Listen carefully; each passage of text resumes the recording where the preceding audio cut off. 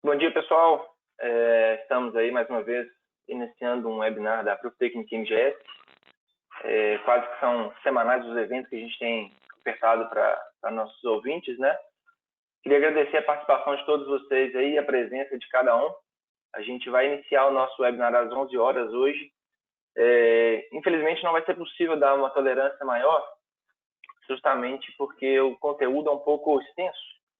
E a gente vai dar a sequência do nosso webinar seguindo o tempo, né, o protocolo de 1 hora de webinar, onde eu vou tentar encerrar exatamente com 1 hora, porque, como eu já disse, o assunto é um pouco extenso, tem alguns detalhes muito importantes, e acredito que será talvez até necessário um bate-papo individual, caso tenham dúvidas posteriormente ao evento.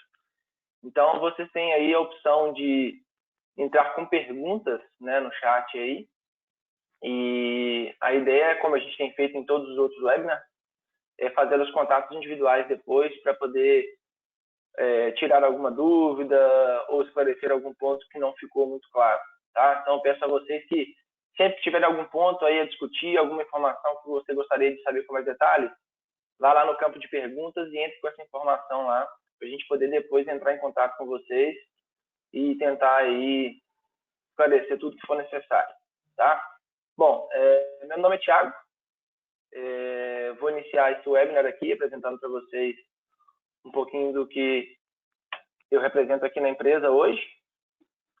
Então, eu estou aqui já há 9 anos, né? Eu iniciei meu trabalho no departamento de engenharia, trabalhando com a parte de execução e instalação de sistemas, e a partir daí eu assumi algumas aplicações de venda, né? Como engenheiro de aplicação e venda de produtos da Alteste, inclusive, né? Que são os instrumentos que a gente vai falar um pouquinho sobre hoje, justamente que envolve a técnica de ESA. E hoje eu estou como gerente da divisão de produtos MGS. Tá? Vocês vão entender um pouquinho do que seria isso quando eu chegar na apresentação da empresa, só para vocês entenderem um pouquinho do nosso cenário hoje. Para quem não teve a oportunidade de assistir algum webinar até agora, todos os webinars a gente faz uma apresentação breve, rápida, só para vocês conhecerem um pouquinho da nossa empresa. Então, eu vou dizer para vocês um pouco do mundo nosso, o que seria a divisão de produtos MGS, produtos ProofTechnic e serviços. Tá? Então, aí os dados de contato, caso vocês queiram me ligar, mandar um e-mail, tirar alguma dúvida, tem aí todos os meus contatos, ok? Bom, o nosso webinar, ele vai ter justamente duração de 1 hora. Vou introduzir o assunto falando da nossa empresa, um pouquinho dela. Vou falar da Alteste Pro, que é a nossa parceira, onde nós temos hoje a distribuição exclusiva da tecnologia no Brasil. Tá? Aí a gente entra, de fato, no conceito da técnica de análise de assinatura elétrica, né, o ESA. Vamos falar um pouquinho do instrumento que a gente utiliza para fazer essas medições. 2 estudos de casos práticos que a gente teve aí, algumas avaliações feitas que talvez sejam mais fáceis de serem transmitidas, mas a gente tem uma série de outros exemplos. Caso vocês queiram conhecer outros exemplos, eu posso compartilhar depois também. Tá? Então, essa vai ser a nossa sequência. Eu vou apresentar rapidamente a nossa empresa para vocês terem um pouco de conhecimento aqui do que seria a nossa empresa. Bom, como eu já disse, a ProofTechnic MGS, ela trabalha aí com 3 vertentes, vamos dizer assim, né? A gente trabalha com tecnologias e soluções para alinhamentos de máquinas, então onde a gente tem soluções para alinhamentos de conjuntos motobombas simples, também alinhamentos especiais de velocidade, perpendicularidade, eixo cardan, tem uma série de aplicações bem específicas. Nós temos uma outra aplicação voltada a monitoramento de condução, onde a gente consegue monitorar através da vibração o comportamento de máquinas rotativas, né? E para isso a gente tem tecnologias para medições offline ou online, né, em tempo real. E nós também temos a vertente de ensaios não destrutivos, onde a gente consegue fazer, né, uma série de análises para otimizar a qualidade de produção, né, e o controle de processos nos sistemas de ensaios não destrutivos, como eu já disse. Dentro dessa divisão, né, dentro de ensaios não destrutivos, a gente tem outras tecnologias que eu vou citar adiante. Aqui seria um pouquinho da nossa história. A empresa foi fundada em 1995 pelo Marcos Geraldo e a sua origem veio totalmente focada em serviços de preditiva, né? De lá para cá, a gente teve uma evolução em tecnologias que a gente foi trazendo para o nosso portfólio. E em 2007, nós iniciamos a representação, né, apenas representantes no Brasil, da Proof Technique, cuidando apenas dos equipamentos de monitoramento de condição, os instrumentos de vibração. Ele, fora as outras duas linhas, que era ALI, né, que é alinhadores a laser, e NDT, ensaios não destrutivos. Então, a gente ficou como representante das tecnologias de CM. Para quem não conhece, a Proof Technique é uma empresa alemã. Tá? Ela desenvolve soluções, como eu já citei, em 3 vertentes aí. E, bom, em 2016, nós tivemos a Joint Venture entre a MGS Tecnologia e a Proof Technique, onde eles compraram parte da nossa empresa, e nos tornamos a subsidiária no Brasil. Ou seja, aquela unidade que tinha em São Paulo, que cuidava de ALI e NDT, ela passou a não existir mais, e hoje nós administramos as 3 vertentes aqui na nossa empresa. Hoje nos tornamos uma Proof Technique no Brasil, uma subsidiária, onde nós somos os fabricantes das nossas soluções. E como a gente tem algumas soluções que não são Proof Technique, que vieram da MGS Tecnologia, como a Altest Pro, EasyLubes, né, os lubrificadores automáticos, tem o GIL também, que eu vou citar, né, nos próximos slides, a gente conseguiu, né, uma autorização para comercializar essas tecnologias aqui, porque justamente não são tecnologias que competem a tecnologias da Proof Technique, ok? Bom, e uma notícia recente, né, no final de 2019, aí, ocorreu a incorporação da Proof Technique à Flux Reliability, né? Então, a Flux comprou a Proof Technique. Acho que todos vocês já devem ter ouvido falar em Flux, somente porque, para quem tem o conhecimento da elétrica, né, e que está participando desse webinar, já deve ter ouvido falar em algum momento da Flux. Então, a Proof Technique hoje, ela faz parte do grupo, né, da Flux Reliability, tá? Mas continuamos como Proof Technique, continuamos com o nosso portfólio de produtos, isso não muda. Ele faz parte, né, a Proof Technique faz parte do grupo Flux, tá? Os instrumentos, a tecnologia não passa a ser substituída por um instrumento Flux. Bom, falando sobre as divisões internas da nossa empresa, né, nós temos uma divisão que cuida de serviços, né? Então a gente oferece uma gama bem específica de serviços, por exemplo, medição de vibração, onde a gente consegue acompanhar máquinas rotativas, né, tanto em loco, né, ou seja, no campo, quanto também em monitoramentos remotos. Justamente eu cito aqui o telediagnóstico, que seria um exemplo prático disso, né? Os alinhamentos especiais, né? Tem a parte de Paraline também, que é uma tecnologia patenteada pela Proof Technique para alinhamento de rolos, muito aplicada em indústria de papel e celulose e algumas outras indústrias que necessita-se de ter um rolo paralelo ao outro em sua perfeita condição de alinhamento. Também temos ensaios elétricos, que são justamente os ensaios utilizando a tecnologia da Altest Pro, que é uma tecnologia parceira nossa, né, como distribuição aqui no Brasil, como eu já citei. E aí, dentro dessa tecnologia, a gente faz ensaios, né, com equipamentos energizados e não energizados. E também temos os testes de ultrassom, né, para detecção de vazamentos, fugas elétricas, efeito corona, pode ser aplicado em inspeções mecânicas também. Então, todas as tecnologias que a gente trabalha em vendas, a gente também tem elas envolvidas nos serviços, tá? Então, o que vocês precisarem de consulta para a parte de serviços, aí a gente tem como o gerente da divisão, o Leandro, e ele também tem feito alguns webinars e tem apresentado algumas soluções para vocês aí, ok? Nós temos uma segunda divisão que cuida dos produtos CM ALI, CM, monitoramento de condição, e ALI, alinhadores, né? E dentro dessa divisão, como gerente, o Rodrigo Rodrigues, nós temos os alinhadores a laser, né, que são comercializados, e aí existe uma gama bem extensa de alinhadores, como eu já disse, para alinhamentos simples e alinhamentos especiais. Temos os sistemas de monitoramento de vibração online e offline, com inteligência artificial, né, inteligência da internet das coisas, né, o IoT. Consegue também trabalhar com monitoramento online em tempo real, tem uma série de recursos bem interessantes. O VibGuard, que é uma das soluções, né, para o sistema de monitoramento online, ele tem a capacidade de também trazer dados de processo. Então, é uma tecnologia bem completa. Nós temos o Sonocheck, que é um dispositivo de ultrassom, justamente para detecção de vazamentos, como eu citei. né, falhas elétricas e mecânicas também, utilizando a tecnologia de ultrassom. O sensor GIL, que é um sensor para monitoramento de óleo e detecção de partículas metálicas, tá? Esse seria como se fosse um sistema online, né, que fica no reservatório de óleo de uma caixa redutora, por exemplo, identificando a presença de partículas metálicas para pegar um desgaste de engrenamentos, né, os desgastes que podem acontecer dentro de um equipamento como esse, né, um conjunto de engrenagens, por exemplo. E também ele comercializa, né, o departamento comercializa também os acessórios, né, que são utilizados principalmente para a linha de alinhadores, porque existe uma vasta gama de brackets, né, de suporte que podem ser aplicados. Por exemplo, um alinhamento de eixo cardan, desacoplado, ou caso você precise fazer um alinhamento desacoplado e aí não tem opção de conexão no suporte diretamente ao eixo, você pode usar suporte magnéticos. Tem uma vasta gama de aplicações. E também os calços calibrados.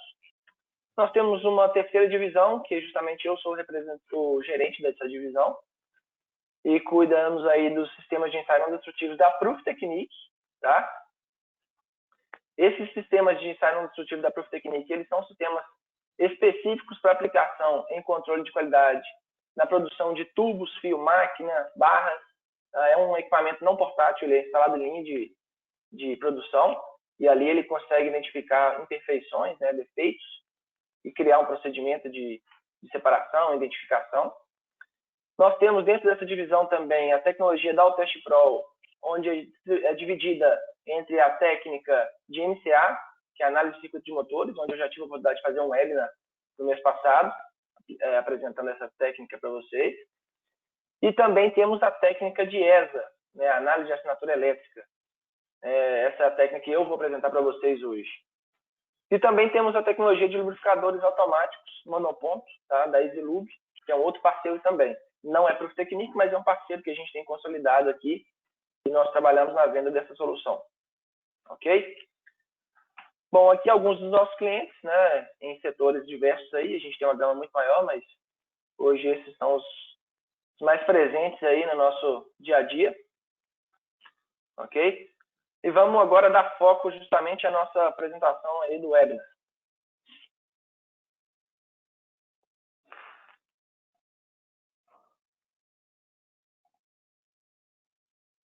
Bom, falando um pouquinho da Altest, né, a Altest ela foi fundada nos Estados Unidos, é uma empresa americana, em 1985, e desde então ela trabalha justamente com soluções para diagnóstico de falha elétrica, tá? Ela trabalha com soluções voltadas à aplicação para diagnóstico de falhas elétricas em motores, geradores, transformadores, ou seja, equipamentos bobinados. E aí a gente tem, né, como parceira a Altest desde 2013. Em 2013 a gente iniciou, né, a relação com a Altest. Nós passamos um ano aplicando as tecnologias nos nossos contratos de serviço para conhecer um pouco mais, e a partir daí a gente passou a comercializar, né, a tecnologia no mercado. Então, o que é interessante da Altest, né, é que ela desenvolve as soluções de uma forma muito mais prática de ser utilizada. Talvez vocês conheçam outras soluções, vocês podem, durante a minha apresentação, ou caso conheçam a Altest, poder assimilar bem isso. Como eu disse, né, a ideia da Altest foi desenvolver um instrumento, né, de fácil operação, criação de setup, né, de medição muito básico, uma tecnologia com recursos visando a segurança de utilização. Isso é um ponto principal, assim, hoje na indústria. A gente peca muito, né, no erro voltado a questões de segurança. Então, a Altest pensou justamente em criar uma solução que nos garanta um pouco mais de segurança no dia a dia de operação, né? A questão de ser portátil e leve também ajuda muito, não só na segurança de ergonomia e carregar peso, esses detalhes, mas também na praticidade de portar o equipamento na área industrial, que cada vez mais é mais compacta, né, e mais complexa de se movimentar. E o que é interessante, você consegue acompanhar as mudanças ao longo do tempo, né, com históricos e medições feitas com o instrumento, não só utilizando a técnica de MCA, mas o ESA também. A gente tem alguns recursos que trazem essas informações ao longo do tempo, ok? E o que é interessante também, né, é você realizar diferentes medições para facilitar a análise e interpretação dos dados obtidos. O que seria isso? Com a tecnologia, a gente consegue medir de formas diferentes, problemas e características de falhas em componentes diferentes do equipamento que a gente está medindo. Então, a gente não fica só focado na análise da bobina em si, né, do bobinado. A gente consegue diversificar um pouco, né, e conseguir identificar aí falhas que vão além a falhas simplesmente relacionadas a problemas estáticos, né, problemas de bobinado. Bom, agora falando justamente sobre o conceito da técnica, né, a análise de assinatura elétrica, em inglês é ESA, tá? Electrical Signature Analysis. O ESA é um termo utilizado para avaliar a forma de onda de corrente e tensão elétrica de um sistema. E isso proporciona uma grande vantagem para o diagnóstico relacionado à análise de motores de corrente alternada, contínua, geradores e outros equipamentos, como eu citei. Então, a ideia é justamente isso, você ter uma forma de onda capturada pelo instrumento ou pela técnica e, a partir daí, processá-la e conseguir tirar informações que são relacionadas a problemas elétricos, problemas talvez mecânicos que a gente consiga identificar, problemas relacionados à qualidade de energia. Eu vou dar bastante detalhes sobre isso durante a apresentação, mas o que eu quero trazer para vocês é justamente que o ESA é a técnica onde você aplica o equipamento em operação e você consegue capturar, através da forma de onda de corrente e tensão, todas as informações que a gente precisa. Ok? Bom, continuando um pouco sobre o conceito, né, da técnica, né, a captura de forma de onda feita pela tecnologia da Altest, ela se baseia em forma de onda de baixa e alta frequência. O que seria isso? Baixas frequências até 120 Hz e altas frequências até 5.000 Hz. Para justamente a gente conseguir cobrir uma vasta quantidade de componentes dos motores ou dos equipamentos que estamos monitorando.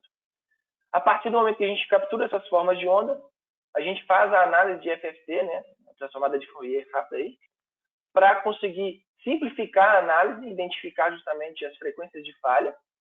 E, além disso, a gente também faz as medições de qualidade de energia, né, pegando harmônicos, transitórios, o swell and dips, ou picos de queda de tensão e corrente, né, o diagrama fasorial para pegar um desbalanceamento, tudo isso. E, consequentemente, a gente consegue, a partir do diagnóstico de falhas feito pela captura de forma de onda, da transformada de Fourier e a análise da qualidade de energia, trazer, né, uma avaliação sobre a eficiência do sistema, né, as potências de trabalho dele, a demanda, a eficiência real, o fator de potência, a carga acionada, o consumo, demanda, torque, tudo isso. Então, como eu disse, a técnica, né, ela abrange uma série de informações. A gente consegue medir uma série de condições operacionais de cada um dos equipamentos que a gente está medindo. E, claro, conseguir chegar, né, na falha para tentar tratar ela e solucionar o problema. Bom, falando de captura de forma de onda, para que vocês entendam, né, caso não tenham muita noção de como seria isso, né, por exemplo, a gente está falando aí de uma senoide de 60 Hz, né, frequência de linha. Aqui um exemplo de uma forma de onda em 120 Hz, 180 Hz. Então, se você fosse basear, né, numa forma de onda simplesmente e pegar todas as frequências presentes nela, por exemplo, nesse caso, numa mesma forma de onda, as frequências de 60, 120 e 180 Hz, você teria esse exemplo de forma de onda, né? Uma forma de onda modulada. E aí, para a gente conseguir identificar justamente as frequências de falha e separá-las, a gente utiliza o recurso da transformada de Fourier, onde, por exemplo, uma frequência de 60 Hz, eu teria, né, uma conversão do sinal no domínio do tempo em uma representação no domínio da frequência. Então, eu teria só a amplitude, né, em relação à frequência e não em relação ao tempo. Por exemplo, 120 Hz, 180. E aí, com as três frequências nesse exemplo, a gente teria as três bem destacadas. Então, dessa forma, fica muito mais fácil de você interpretar qual é a frequência presente, né, e suas amplitudes. Por isso que a gente precisa do recurso de transformada rápida de Fourier para facilitar a análise das falhas. E dentro da técnica, a gente utiliza esse recurso justamente por isso. Então, um exemplo prático, né? A forma de onda de corrente mostrada abaixo é a frequência de linha, como eu já citei, que é uma forma de onda perfeita. Aí a gente dá o exemplo de 60 Hz, que é o nosso caso, né? Existem outros países que usam como frequência de linha 50 Hz.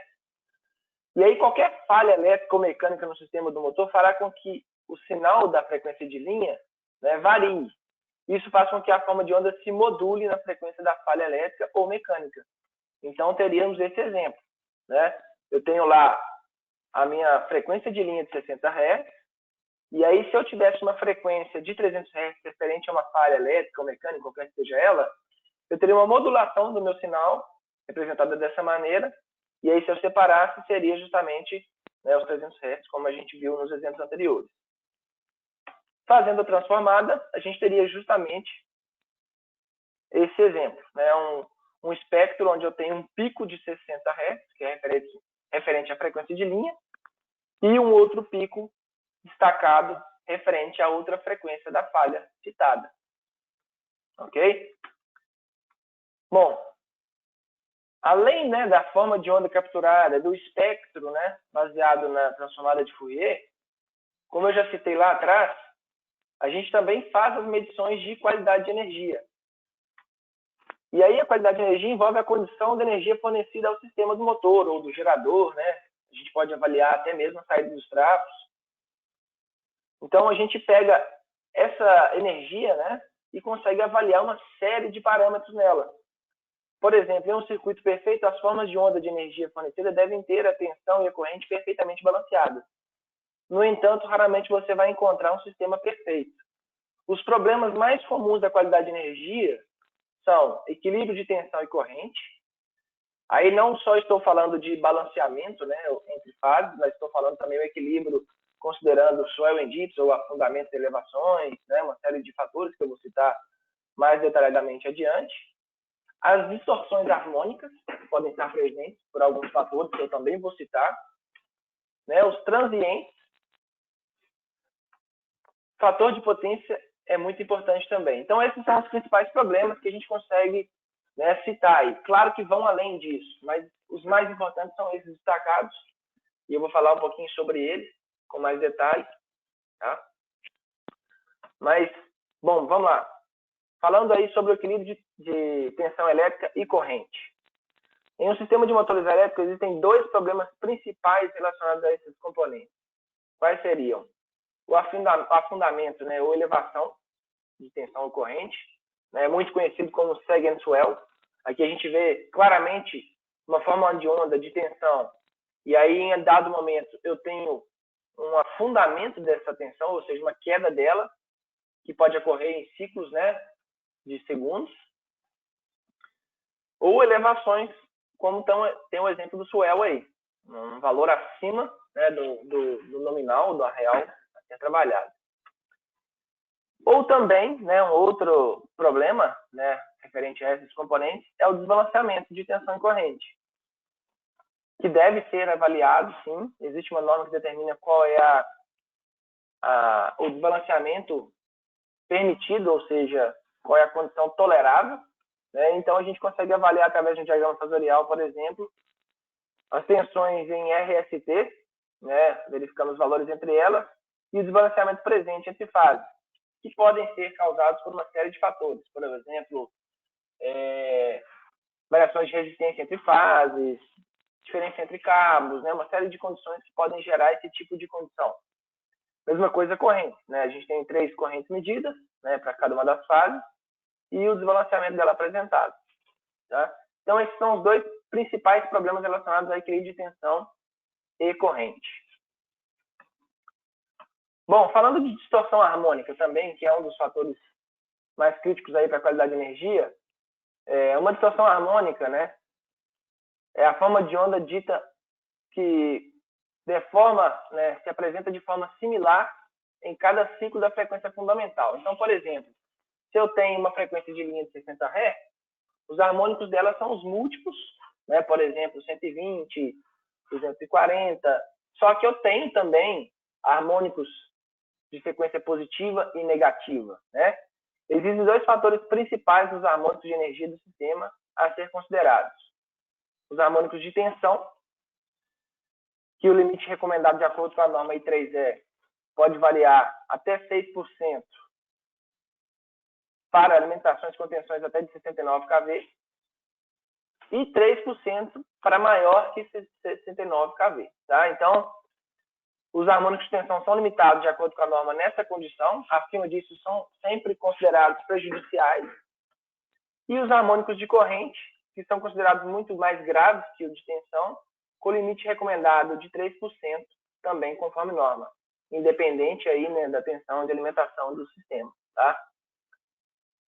Então, esses são os dois tipos de harmônicos avaliados, ok? Dando sequência, a gente tem os transientes também, como uma falha característica de qualidade de energia, que nada mais é que um surto de tensão elétrica que ocorre num intervalo de tempo muito pequeno. Eles podem ser gerados a partir de duas origens, né?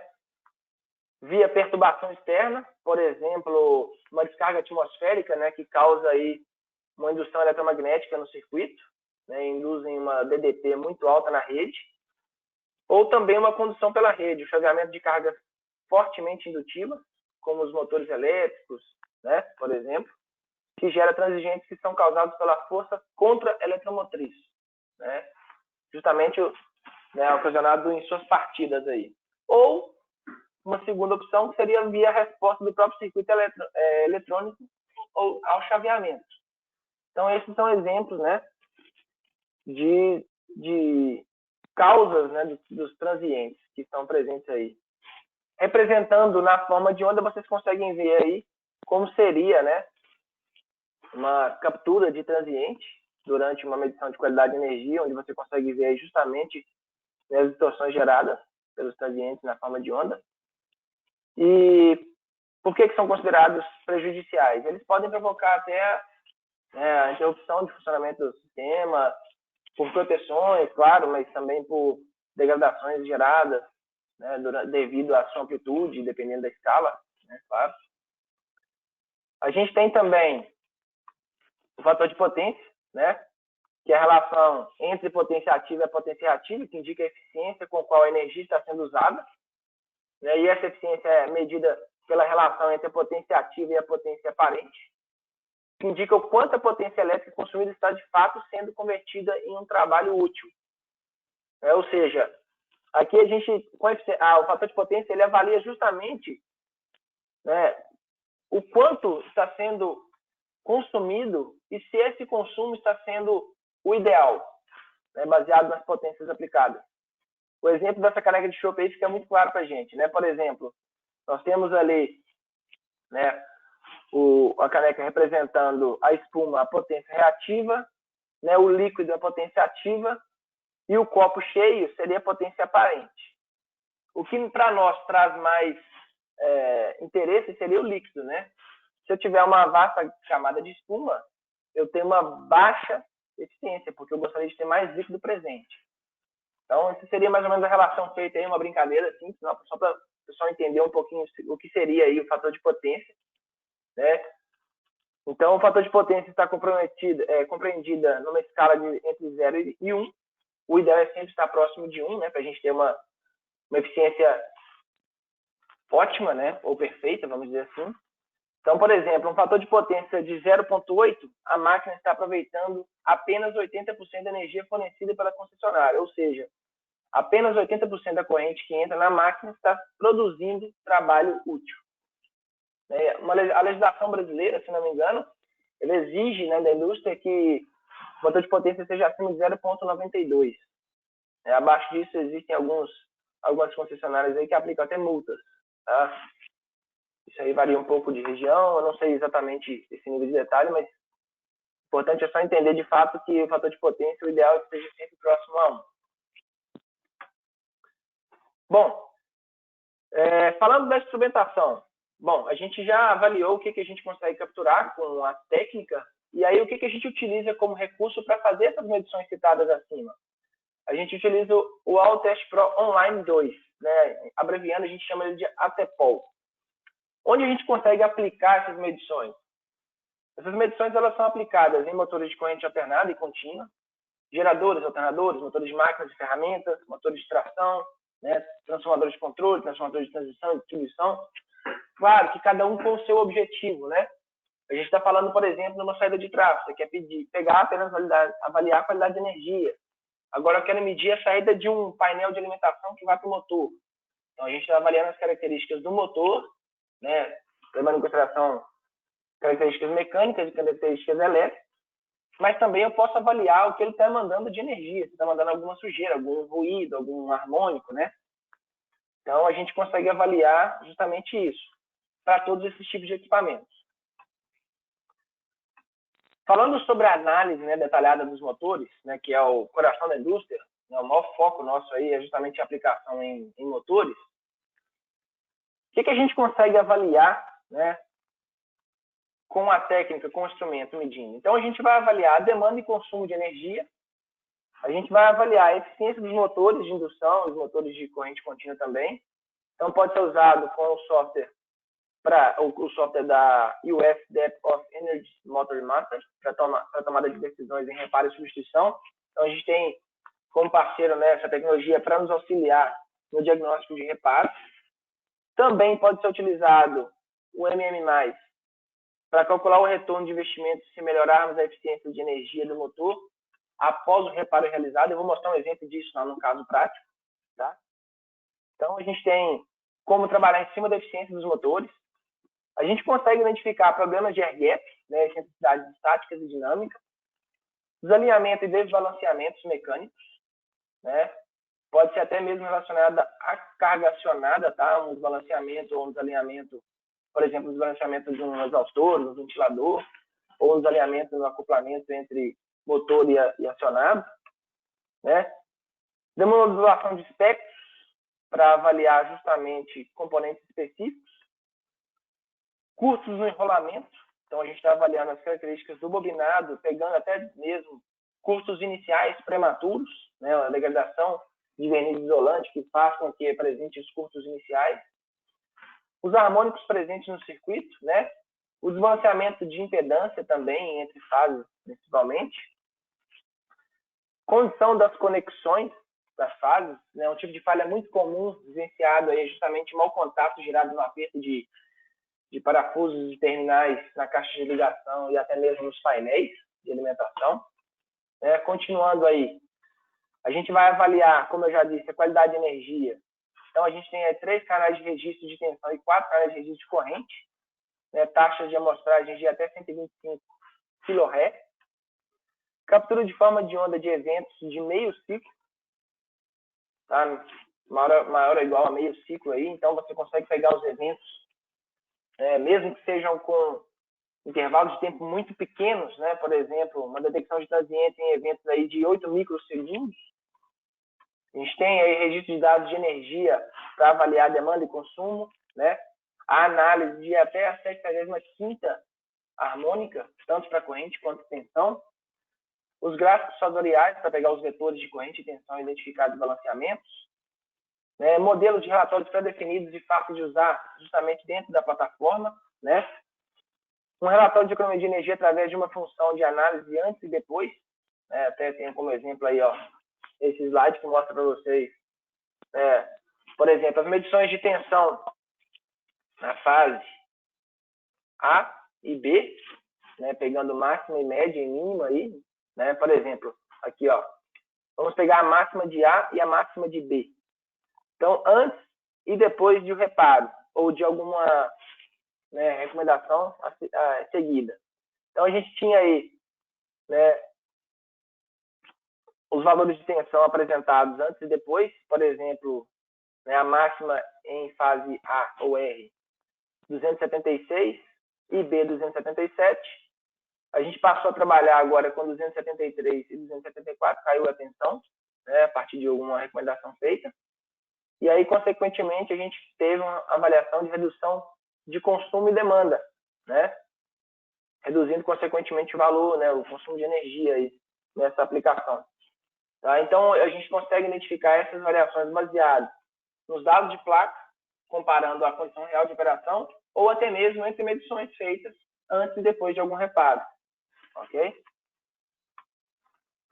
Bom, onde que a gente faz as medições com a tecnologia? A gente faz as medições nos painéis, como eu já disse, nas saídas ou entradas, né, dependendo de onde que você quer monitorar. E aí o que é legal da tecnologia da Altest, né, do instrumento Altest Pro, ele já vem com os PCs, né, os alicates amperinos, que a gente pode chamar também, o transformador de corrente, e as garras de tensão. Então a gente consegue fazer as conexões ali no cabeamento, dentro do painel. E claro, devido às questões de segurança, o que a gente faz? A gente faz, né, uma instalação do equipamento, se possível, em condições onde o motor está parado, desenergizado. E aí você conecta todos os terminais, né, as pontas de prova, mantém o painel fechado, com o instrumento dentro dele, e aí, através da comunicação Bluetooth, você consegue capturar, enviar setup de medição, carregar dados, né? E também fazer o acompanhamento em tempo real dos valores apresentados de tensões, potência. Temos também alguns recursos para caso você não tenha condição de parar o equipamento, né? Sempre que for fazer uma medição, mas sim instalar uma interface de comunicação interna do painel com a parte externa. A gente usa o AllSafe Pro, que é justamente essa segunda imagem que vocês estão vendo do lado direito aí. É uma conexão feita com uma caixa seletora, né? Simplesmente uma interface, não existe nada de algoritmo e processamento dentro dela, é só uma interface mesmo, onde você conecta os PCs e os cabos de tensão e gera uma saída pequena, né, em média de 1 polegada, e com o cabo você chega externamente ao painel, só conecta o instrumento, faz a medição e segue para o próximo. Seria uma janela de inspeção para termografia, né, como se fosse. Então a gente tem esse recurso aí. E justamente por ser transmissão via Bluetooth, então melhora a questão de segurança, né? A gente não está exposto ali à carga viva diretamente. Aqui mostrando a interface de operação, né, do instrumento. Então, como eu já citei, ele pode ser operado remotamente usando a interface Bluetooth. Não é necessário o usuário ficar de frente ao painel. E aí, através dessa interface, você consegue fazer todas as possíveis configurações, carregar, descarregar informações, medições, né? Então, isso facilita muito. Então, falando sobre a interface, né, já que a gente entrou nesse mundo, olha como é interessante e simples de utilizar a tecnologia. A gente tem ali, né, a partir do momento que você vai fazer o setup da medição, você configura um instrumento para medir, a parte de análise, né, e a parte de medição, você vai pegar, por exemplo, os dados de placa, né, do seu motor ou do equipamento que está sendo medido, vai entrar com as informações no software, né, por exemplo, aqui o tipo de motor, número de fases conectadas, né, se você quer medir só corrente ou corrente e tensão, vai entrar com as potências, velocidade de rotação, né, corrente com carga e sem carga. Então, aqui a gente entra com todas as informações dos dados de placa. Se você tiver, por exemplo, o número de barras do rotor, a índole do estator, o número de polos, tudo isso auxilia muito numa análise automatizada, né? Ele tem esse recurso, a gente vai chegar lá ainda.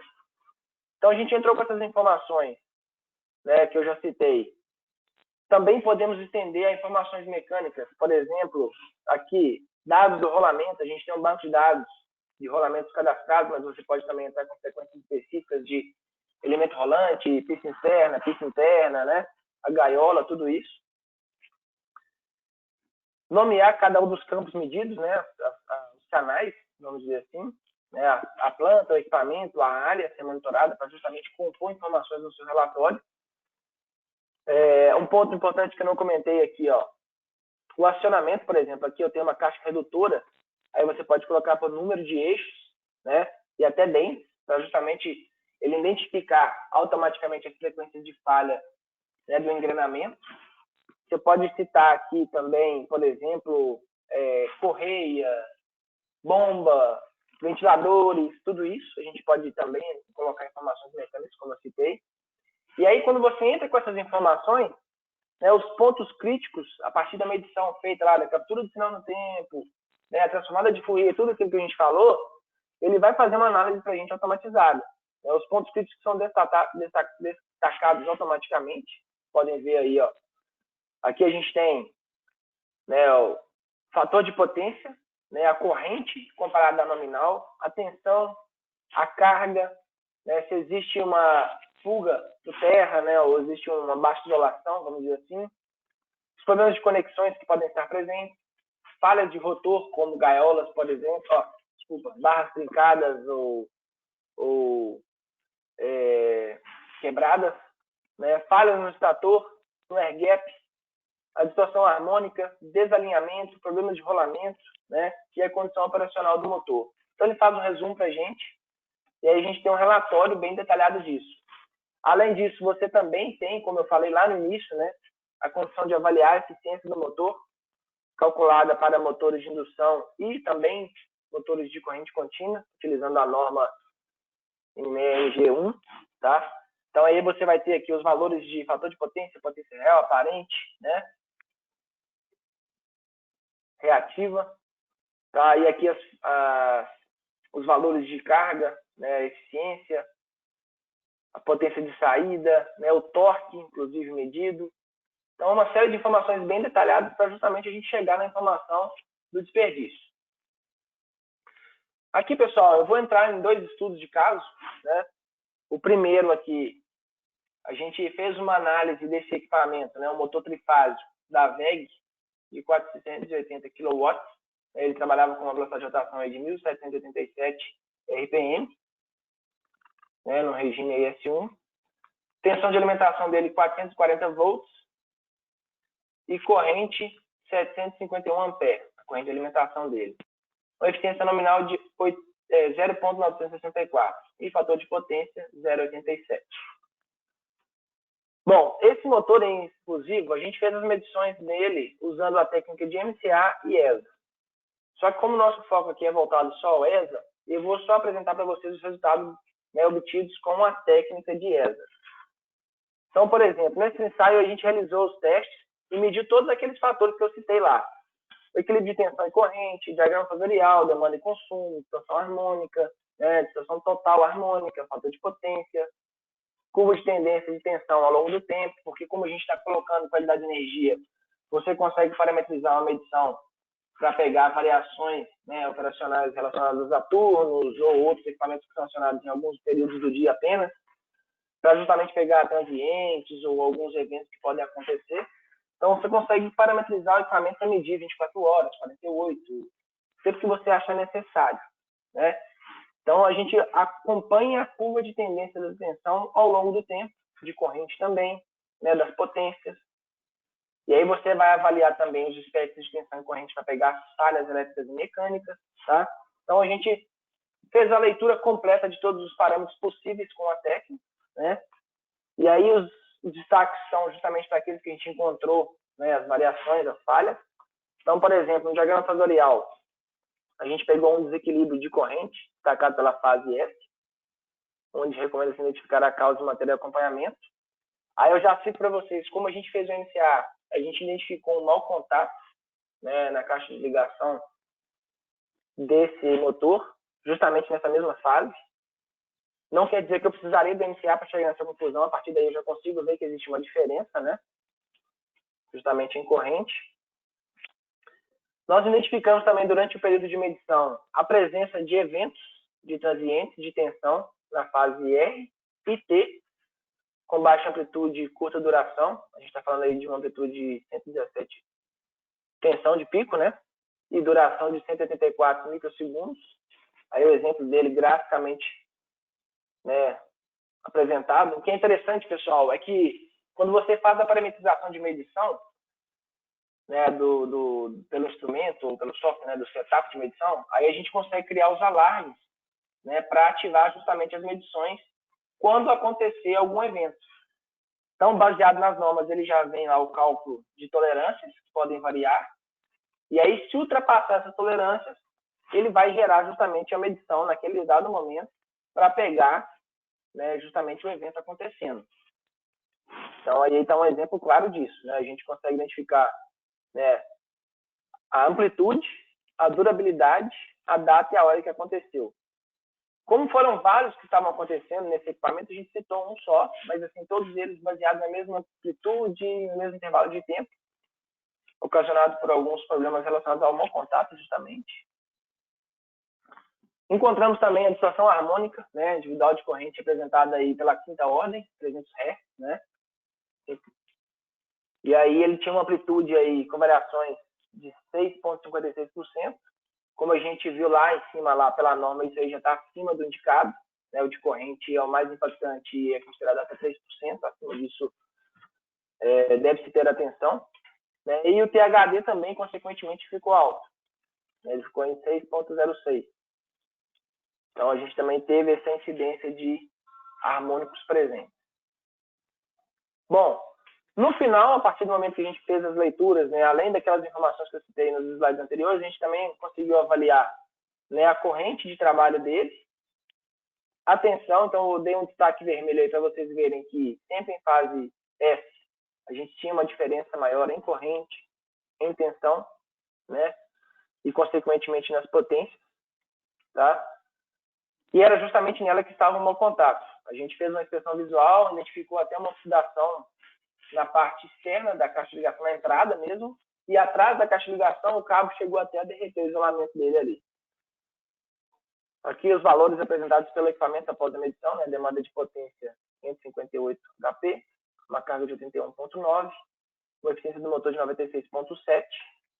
Né? Se vocês forem ver lá nos dados de placa dele, a eficiência nominal dele está exatamente igual. Né? Um pouquinho acima aí. E potência de saída de 390 kW em torque de saída de 1532,80 PS por libra. Bom, um segundo caso, eu acho ele interessante da gente apresentar, porque a gente fez um comparativo entre técnicas, tá? Para vocês entenderem um pouquinho, né, a capacidade da tecnologia, né, o que ela consegue de fato identificar. Então, por exemplo, aqui, ó, esse é um motor de 700 HP, com uma rotação de 1.200 RPM, uma tensão nominal de 6.600 volts, número de barras do rotor 54 barras, número de ranhuras do estator 72 ranhuras, e número de polos 6 polos, né, com fator de potência aí de 0,84. Então, aqui a gente identifica, só para vocês entenderem, as frequências de componentes, né? Então, aqui, ó, a rotação síncrona, né? É justamente os 1.200 RPM, que é 120 vezes a frequência de rede dividida pelo número de polos. A RPM medida baseada na frequência de escorregamento é 1.195 RPM, tá? Frequência de passagem de polos, né? É a velocidade de escorregamento vezes o número de polos, então 30 RPM, tá? Opa, desculpa. Frequência de ranhura, né, que é justamente o número de ranhuras aqui, 72, vezes a frequência, o número de ranhuras vezes a rotação, 20 Hz. Então a gente tem aí 1.440 Hz. E a frequência de barras, porque são 54 barras, 1.080 Hz. Então, nesse caso, a gente usou a técnica de análise de vibração e a análise de assinatura elétrica. Então, vocês vão ver os primeiros resultados obtidos com a análise de vibração. A gente teve um destaque no espectro, né, da frequência de passagem de barras, né, 1080 Hz, como foi calculado anteriormente. Laterais é a frequência de linha, né, 2 vezes a frequência de linha, 120 Hz. E nós tivemos também, né, um destaque. Aqui é um espectro de aceleração, tá? Opa.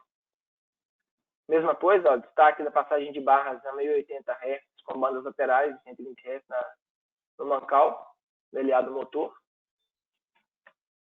Aqui um destaque da frequência de 60 Hz, né, feito em cascata ao longo do tempo, várias medições, e a gente conseguiu ver que existia um pico nesse dado momento aqui. Agora já pegando, né, a análise de assinatura elétrica. Então a gente tem um destaque da frequência de 60 Hz com bandas laterais da passagem de polo. Então aqui, ó, no pico aqui é a frequência de linha, e aqui vocês conseguem ver os marcadores, né, gerados para justamente verificar as frequências, né, de bandas laterais da passagem de polo.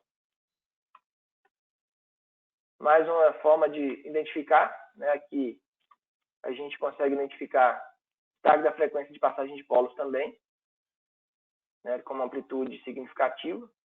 Tá? Aqui a frequência de rotação. Outro ponto importante que a gente consegue identificar, não só, né, a passagem de barras lá, que geraria para a gente uma interpretação de falha relacionada à barra, mas a gente consegue identificar também uma excitação da frequência de passagem, né, de ranhuras lá, das passagens de polos. E aí a gente consegue identificar justamente a excentricidade estática, né, picos relacionados a uma excentricidade presente, né, ou seja, um desalinhamento do eixo em relação ao centro, né, uma diferença de air gap apresentada aí por essa excentricidade, e destacou-se justamente as frequências relacionadas a essa falha, tá? Harmônicos de 120 Hz, 2 vezes a frequência de rede. Então foram identificados também alguns pontos relacionados a isso. Tudo isso provocado justamente por essas falhas diagnosticadas. No final das medições, a gente teve, né, uma apuração aí dos resultados, e aí a gente identificou um fator de potência abaixo do ideal, né? Uma carga também baixa. Um ponto importante sobre carga, pessoal, sempre que for fazer uma medição para diagnóstico de falhas, né, principalmente dos componentes elétricos e mecânicos, como na própria vibração também, o ideal é que você sempre tenha uma carga acima de 75% para você ter justamente, né, os valores e amplitudes reais, né. Tivemos também aqui um destaque, né, de falha do rotor, como eu já citei, justamente pelas frequências destacadas de passagem de barras do rotor. A excentricidade foi identificada, né, automaticamente, aqui como está citado pelo air gap, e, consequentemente, uma condição operacional suspeita, né, justamente por causa das condições citadas. Então, o que a gente conclui disso? Nós concluímos que a técnica de ESA, né, específica para análise de estação elétrica de motores, permitiu uma verificação mais detalhada da condição do motor e apresentou detalhes que antes não eram observados na análise de vibração. Vocês viram que na análise de vibração a gente identificou passagem de barras, né, e passagem de polos. Então a gente ficou ainda preso só a informações que não trazem tantos detalhes como, por exemplo, o diagnóstico citando para a gente a excentricidade, né, os problemas relacionados a barras também e problemas relacionados à carga, tá? Bom, e com base nos resultados apresentados, a técnica possibilita um melhor planejamento dos planos de ação a ser tomado, evitando decisões prematuras ou emergenciais que possam gerar perdas materiais e de produção com alto custo envolvido. Bom, para a gente concluir, né, as principais vantagens de se aplicar o ESA é justamente a redução de custo da manutenção, redução das paradas inesperadas, né, porque justamente você vai ter um acompanhamento da condição operacional desses motores e, claro, ao longo do tempo, as variações que vão ser apresentadas. Uma redução do desperdício de energia, justamente aquilo que a gente faz, que a gente cita, né, o comparativo do antes e depois, e até mesmo o comparativo com os dados de placa, ou seja, a condição esperada de trabalho dele. Então, como você tem as informações de placa e as condições medidas, né, você consegue fazer um comparativo ali e trazer para você se de fato está tendo ou não um desperdício de energia, que pode ser ocasionado por uma falha mecânica, por uma falha elétrica, por um problema de qualidade de energia e tudo isso. E, por fim, um controle dos ativos ao longo do tempo. Então, essa é a ideia, né, de se utilizar a técnica de ESA.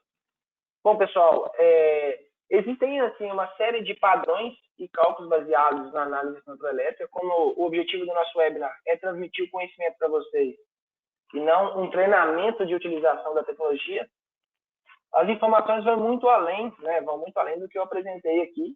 A gente tem, né, um reconhecimento de padrões de análise bem detalhado, baseado em cada tipo de equipamento a ser medido e também dos tipos de falhas. Mas o que eu quis mostrar para vocês é a capacidade de detecção de falhas da técnica, né, o que ela pode trazer de benefício na utilização dela. A gente consegue aprofundar bastante, né, no diagnóstico, consegue chegar aí a falhas prematuras, que você consegue manter o acompanhamento, você consegue estender a falhas mecânicas também. Isso é um diferencial muito grande da tecnologia. Mas é importante citar, tá, que não é uma técnica que substitui a vibração de forma alguma para análise mecânica. Ela complementa a análise. O foco principal mesmo é você trabalhar com informações e diagnosticar falhas elétricas. Mas por você estar trabalhando com espectro de corrente e tensão, as frequências, né, de falhas mecânicas, elas são excitadas também no espectro de corrente. Como eu disse lá no início, né, o motor é um transdutor. Então, tudo que acontece nele ali, ele transmite para nós as informações. Seria, por exemplo, né, o corpo humano ali. Você tem alguma coisa diferente que você comeu e causa uma infecção, você vai ter uma febre. Então, ela está ali transmitindo alguma informação para a gente. O motor seria do mesmo jeito. Então, aí por isso a gente consegue trazer informações também de características mecânicas, tá? Espero ter compartilhado com vocês aí um conteúdo interessante e acho que, de fato, existe muito mais informação para discutir. Então, por isso que eu peço, né, nesse intervalo de tempo final aí, caso vocês queiram colocar aí algum detalhe, alguma informação, aproveite o campo de perguntas, coloque lá todas as dúvidas, o que vocês gostariam de conhecer com mais detalhes. A gente tem uma série de materiais interessantíssimos e aplicações com bons resultados usando essa técnica. E sempre que tiver necessidade, entre em contato conosco, né? Pode ligar no nosso telefone, pode mandar um e-mail e nos procurar aí para qualquer dúvida ou qualquer necessidade. Como eu já apresentei no início, a gente tem as soluções, né, comercializadas, né, a venda das nossas soluções com treinamentos e tudo mais, a parte de análise e utilização dos instrumentos, mas também temos a execução dos trabalhos feitos pela equipe de serviço, né, que vão emitir os relatórios, já com as recomendações, os diagnósticos apresentados. Ok, pessoal? Então, agradeço vocês aí, tenham uma boa semana e até o próximo webinar. A gente tem aí um calendário de webinars que está compartilhado aí nos nossos LinkedIn e redes sociais. Então, mantenham o acompanhamento de vocês lá para poder acompanhar aí os materiais e as divulgações. As apresentações serão enviadas no e-mail de cada um que está participando, tá? E tudo que precisar é só me retornar por e-mail. Um abraço a todos aí e até a próxima.